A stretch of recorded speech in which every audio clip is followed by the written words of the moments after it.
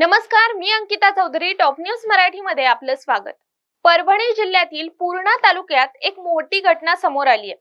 महावितरणाच्या हलगर्जीपणामुळे तब्बल 14 एकर ऊस जळून खाक झालाय. यामध्ये शेतकऱ्यांचं 35 लाखांचं आर्थिक नुकसान झालंय. पूर्णा तालुक्यातील कळगाव शिवारात रविवारी ही घटना घडली असून महावितरणाच्या 11 केव्हीच्या 3 तारांपैकी एका तारेतून शॉर्ट सर्किट झाल्यानं ही आग निर्माण झाली. सदर झालेल्या नुकसानीची भरपाई तात्काळ मिळावी अशी मागणी शेतकऱ्यांकडून करण्यात येते आहे.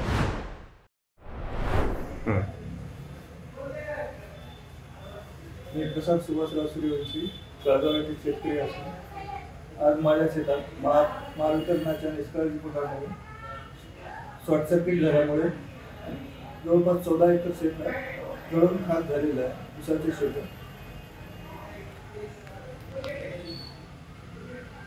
नाव शेतकऱ्याचे नाव ते माझ्यासोबत जवळपास 5-6 जणांची शेतातील ऊस हा जळलेला आहे. त्यांचे नाव आहे शिवराज सुभाषराव सूर्यवंशी, शीतल सुरेश सूर्यवंशी, विद्या सुभाषराव सूर्यवंशी, सुभाष निवृत्तीराव सूर्यवंशी आणि संकेत सुरेश सूर्यवंशी. हे पूर्ण लाईटच्या शॉर्ट सर्किटमुळे झालेलं आहे का? हो, हे पूर्ण लाईटच्या शॉर्ट सर्किटमुळे झालेलं आहे. आम्ही महावितरणला वारंवार तक्रारी देऊन सुद्धा त्यांनी ते काम पूर्ण केले नाही, तसंच अर्धवट सोडून दिलेलं आहे. या तुम्ही विझवण्याचा प्रयत्न केला त्यावेळेस तुम्हाला काही दुखापत येते? आम्ही विझवण्याचा प्रयत्न करण्यात केला तेव्हा म्हणजे पूर्ण जळालेलं हाताला आणि तोंडाला वगैरे जळालेलं आहे. दुसरं कोणाला दुखापत झाली? अजून एक जण गंभीर आहे, बाकीच्यांना छोट्या मोठ्या दुखापती झालेल्या आहेत. जवळपास 60-70 जण होते तिथे.